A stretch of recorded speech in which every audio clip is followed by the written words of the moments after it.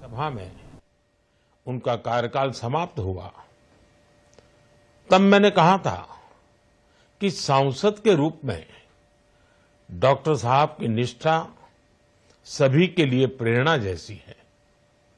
सत्र के समय अहम मौकों पर वो व्हीलचेयर पर बैठकर आते थे, अपना संसदीय दायित्व निभाते थे। दुनिया के प्रतिष्ठित संस्थानों की शिक्षा लेने और सरकार के अनेक शीर्ष पदों पर रहने के बाद भी वो अपनी सामान्य पृष्ठभूमि के मूल्यों को कभी भी नहीं भूले। दलगत राजनीति से ऊपर उठकर उन्होंने हमेशा हर दल के व्यक्ति से संपर्क रखा, सबके लिए सहज उपलब्ध रहे। जब मैं मुख्यमंत्री था तब डॉक्टर मनमोहन सिंह जी के साथ राष्ट्रीय और अंतर्राष्ट्रीय अनेक विषयों पर उनसे खुले मन से चर्चाएं होती थी।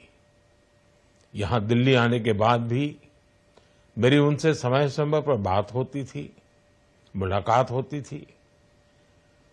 मुझे उनसे हुई मुलाकातें, देश को लेकर हुई चर्चाएं हमेशा याद रहेगी। अभी जब उनका जन्मदिन था तब भी मैंने उनसे बात की थी। आज इस कठिन घड़ी में मैं उनके परिवार के प्रति अपनी संवेदनाएं व्यक्त करता हूं। मैं डॉक्टर मनमोहन सिंह जी को सभी देशवासियों की तरफ से श्रद्धांजलि अर्पित करता हूं। डॉक्टर मनमोहन सिंह जी का हमारे बीच से चला जाना न केवल देश के लिए एक महान क्षति है, बल्कि मेरे लिए व्यक्तिगत भी। मैं उनको बरसों से जानता था।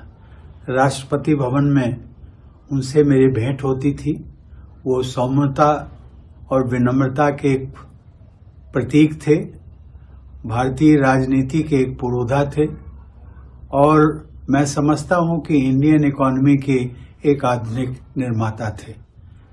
मैं अपनी विनम्र श्रद्धांजलि उनको देखिए, इसलिए कि वो चीज उस दिन नहीं शुरू हुई जो 1991 में उन्होंने पॉलिसी चेंजेस किए, जिसके मुतालिक और लोगों ने जो ज्यादा करीबी थे वो जानते हैं, देश का नक्शा बदल दिया, पॉलिसी बदल दी।